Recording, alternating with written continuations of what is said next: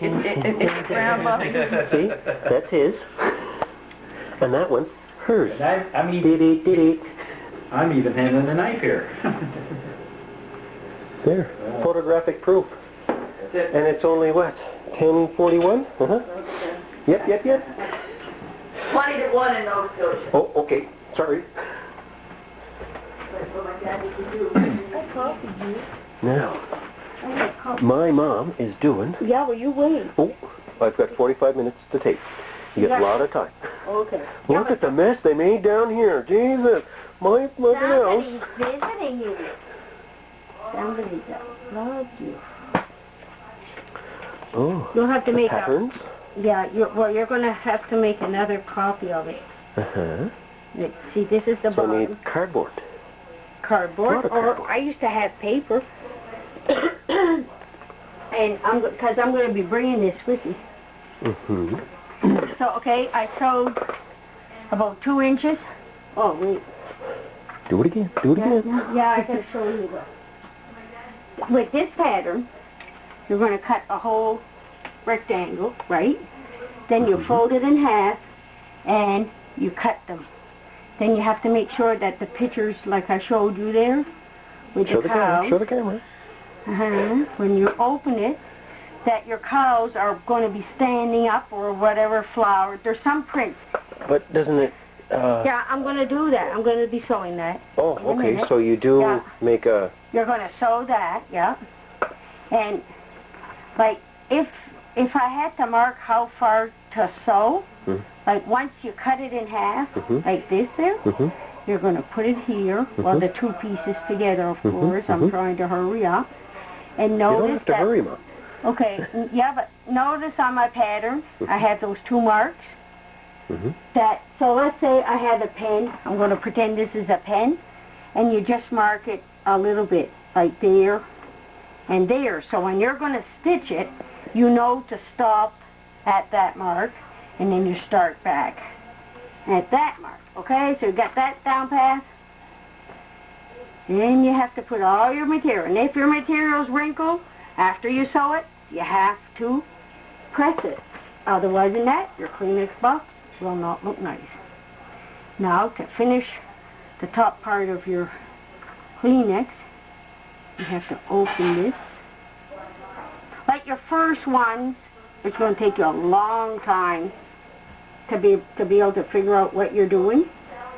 And now, you put your needle down, put your pressure foot down, and I'm just going to open this again, like that.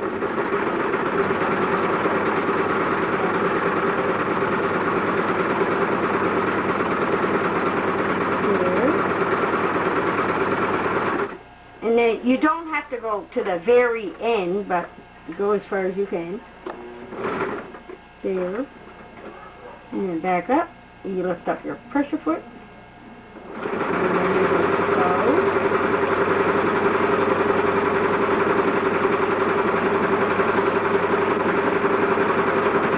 You go back. There we go. Oh, I'm always looking for the pressure foot thing in the back. Mine's in the back. So, see how when you're going to start taking your Kleenex out, it doesn't fray. Now this is too big for the top of the box, obviously. This is on the bottom of the box. Now I would need, and notice that I put these marks right there and one there. That's to put it in the center of what you just finished sewing. And I need a pen to mark it. Well, and right here. okay. This does wash out if you have to. Well, yeah, but I'm not going to wash it. Okay. Well, that will bleed through probably. Yeah. I need a real Try this pen. All right, there. And so you just put that there, and you put it almost in the center. And this is the top part of your box.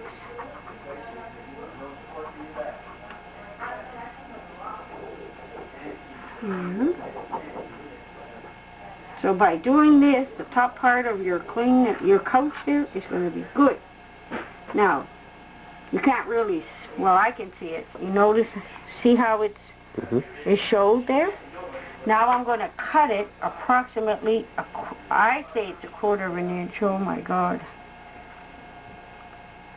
So, but now I don't have the side, well, and I didn't bring no elastics. So, it's going to be kind of hard for me to show you how to sew the side. What I could do, though, is when I go home, because I don't imagine you're going to be sewing right away, is that I can take my camera also and show you what I do. Well, so you don't cut to the line. No, no, no. This is... You're just trimming it up. Yeah, you trim it because you don't want too much material on the side, okay? Okay. What I can do is, I'm just going to take a piece of... I wanted a piece of my material. Oh, I'll just take any one. Now, here, you have to... Now, see how your print is there? You make sure it's not upside down, because you have to match. This is where I say you have to make sure that your cows are standing up or your print. Nope. And down here, you're going to fold it over to make a seam to put your elastic to put under. Oh yeah, and is this the gold part? Oh yeah, sew the wrong side there, girl. To see, this material has gold. So you have to make sure you have the right side up. And again, you put your needle down, that down. Don't forget to go all around. This is where you're going to put your elastic.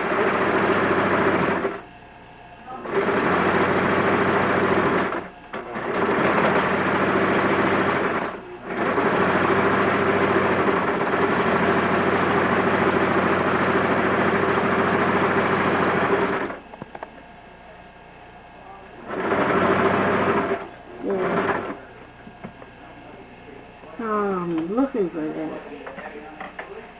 Okay. Now here I would put an elastic in it, but since I don't have any, we're going to cheat. We're going to pretend there's an elastic in it, and then you're going to sew it here. But you can't put an elastic in if you sew up the but I'm going to have to. I'm going to have to unsew this one. Oh, well, I mean, yeah, but I don't mind. I can figure out what's going on. Yeah, but I want to show you how to sew your... Oh, okay. Because it's so much easier if you know what you're doing. Because Lucille's top, like I'm not going back and forth, like here I should go back and forth. So the thread doesn't come apart? That thread doesn't come up. Right. Okay. Now, you find... So you're going to put your seam in the back of your box of Kleenex, right? So you just find the center and you just put it here. Now to find the center of this one, you just fold it, and like you could see almost like a crease. So I always put my nail there, and then you open your seam here. I don't know if you can see it, but like this seam there has to be separated. I should be wearing my glasses. There. So I just put where my thumb is, and where I marked with the pen, that's where I'm going to sew. So if I start in the back, and always start in the back, oh please don't do this to me. Make sure that when you're sewing that you have at least 3 inches of your thread out. Otherwise than that, when you bring your needle up, the darn thread comes out. And that happens to me many, many times. Okay. So I do a lot of praying when I'm sewing. Big time. Now when you come to your corners, what I do, I take my scissors and I'm going to clip it, but I'm not going to clip my material, obviously, because it's not the right print. But I would have cut just to clip it, and then when you're going to turn it around, it turns really well. So there you have to bring it over. You just keep your bottom part straight here, and then you bring this one, but under here the material is like gathered, but that's because it's not cut. You can just take your scissors and push it, and then my finger. And you're going to sew again. So right now you would stop when you're about halfway, clip it up, not to the line, but maybe 2 hairs or whatever you want to. So there, I'm back at my line. You keep your bottom part straight. Lift up your pressure foot. That's your pressure foot, and you just swirl this over. And when it's cut, it comes over so much nicer. And you sew again. And you sew it over. Sew again.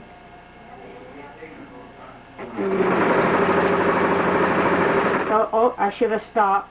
Sorry, I should have cut. Well, you would still have time to cut.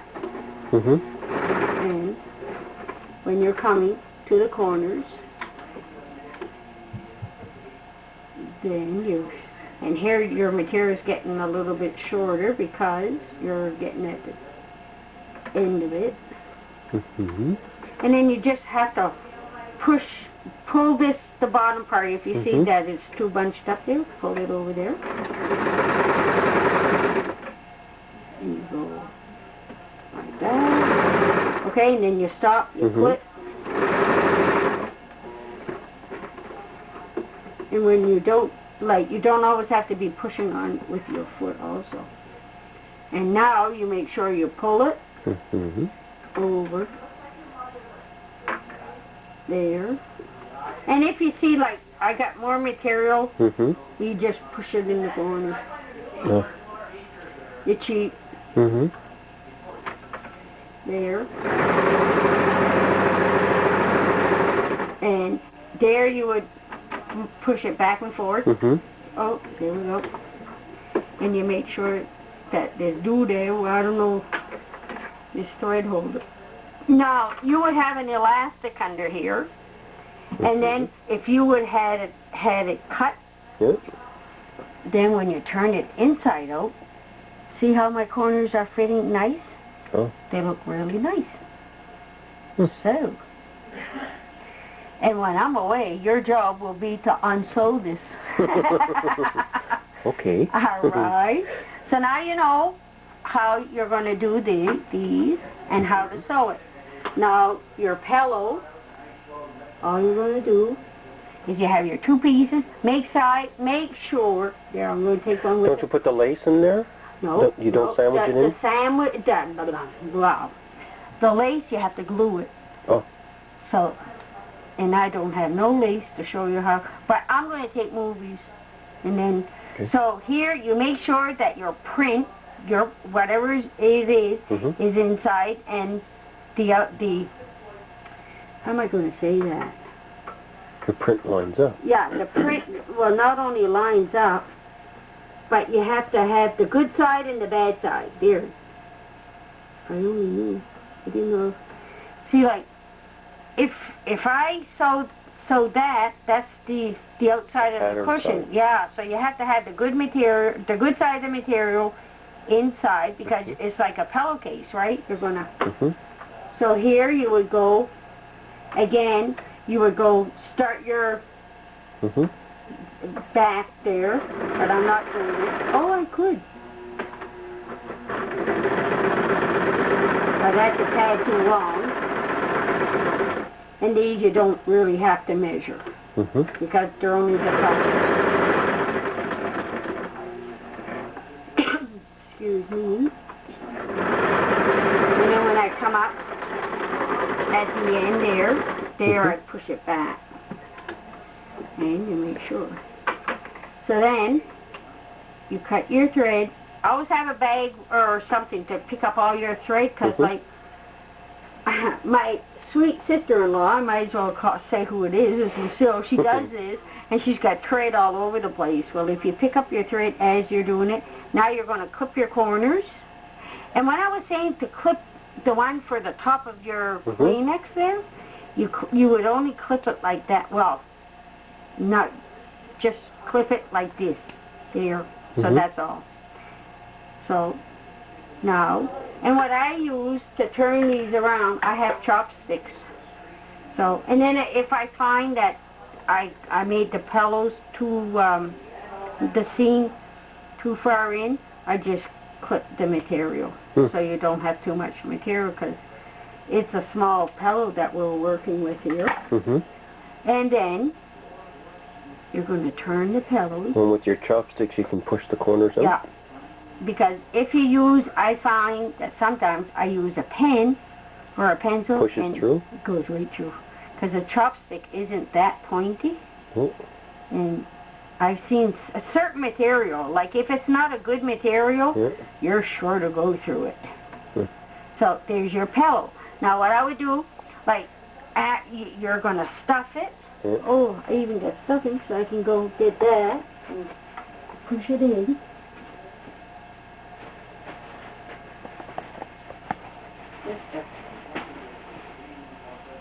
And you don't need a lot. Because if you put too much in it, then it, so you're going to just stuff it. Oh, there, I don't really have enough. Oh, well, that's when you don't have everything ready. Some of this stuffing, I'm allergic to it. And when I stuff, I'll be able to do one of those for you and show you. So then you're going to just put your stuffing and do all your pillows, and you're going to stuff them. Then you have to fold them inside about 1/4 of an inch. You know what inches are? Because Mark and them don't. They just know metric. If I say 1/2 inch to them... No, even my kids know inches and feet. And well, he might know it, but I know that either maybe it's when he should know it. Well, there's somebody, I don't know who. Oh, well, I'll blame Mark today. Okay. Anyway, so there you're going to sew. No, I don't sew it. I glue it as a rule. That's what I do. Ah, so there's no seam. Right, because some people were saying, well, I should put a seam, but I said no, because I don't want it.